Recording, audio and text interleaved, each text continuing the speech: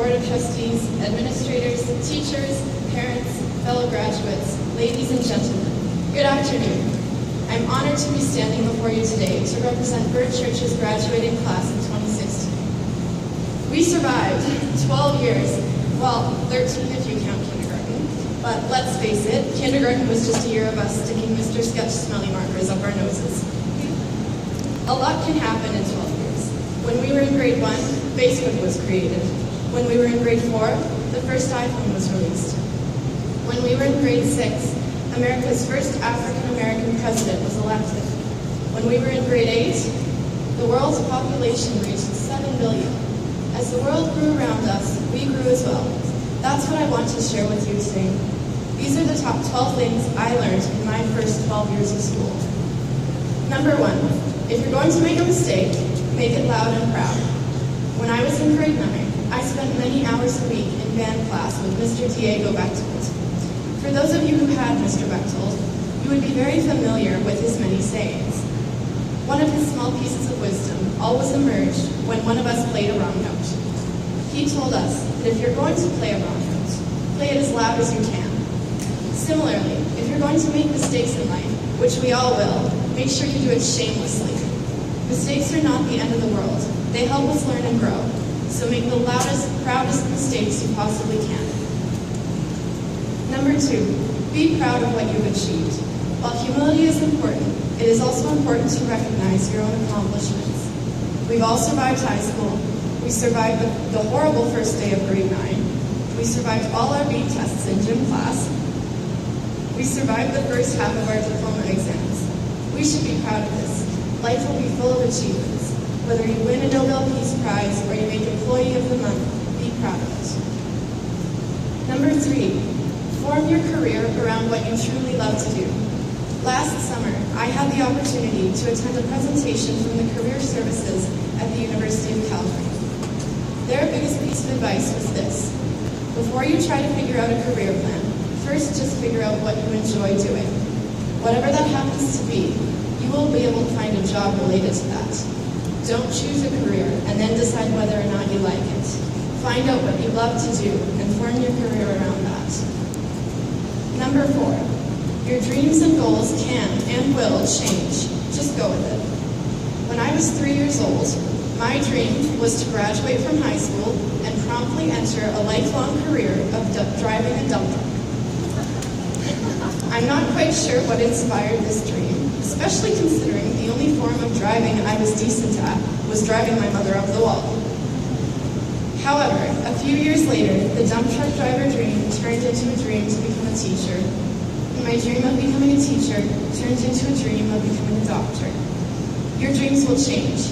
If one day you wake up and realize that instead of becoming the CEO of a company, you want to be a stay-at-home parent, that's okay. Just go with it.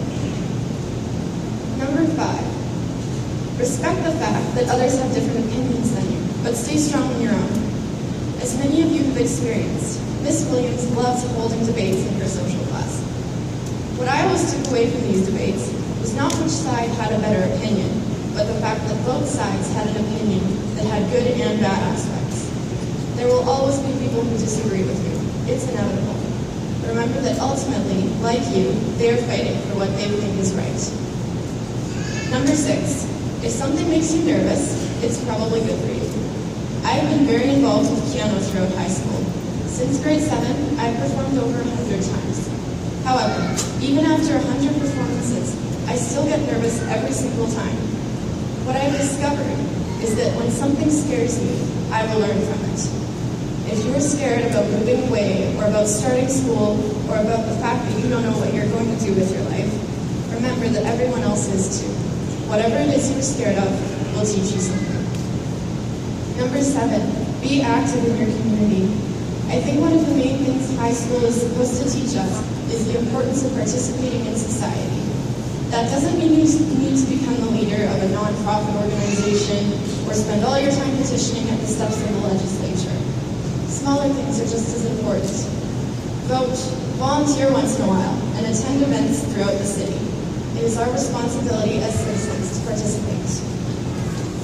Number 8, be prepared for obstacles. When I was in grade 1, I ran headfirst into a green electrical box on the way to the playground. While your obstacles in life may not be green boxes, there will be hurdles to overcome. Make sure that during your headlong sprint to wherever you're hoping to be, you are prepared for bumps along the way. Number 9, try something new. We've been in high school for 12 years. That's a long time to be doing the same thing. I think I can speak for most of us in saying we are ready for a change. So take advantage of it. Join a pottery class, go skydiving, learn to play the bassoon, or travel the world. It's not very often in life that we get a completely fresh start, so take advantage of the time you have to try something new. Number 10, leave a legacy of integrity. Many times we let our professions define how good of a person we are. However, what we do shouldn't matter. What should matter is how we do it. Carry out your role in a way that would embody the person that somewhere right now a 5-year-old is idolizing. Because ultimately, the legacy you leave will not be determined by what you do, but by the kind of person you are while you're doing it. Number 11, afternoon naps are good. Some of us learned this lesson in preschool. Some of us learned it in Mr. Chinese Chem class.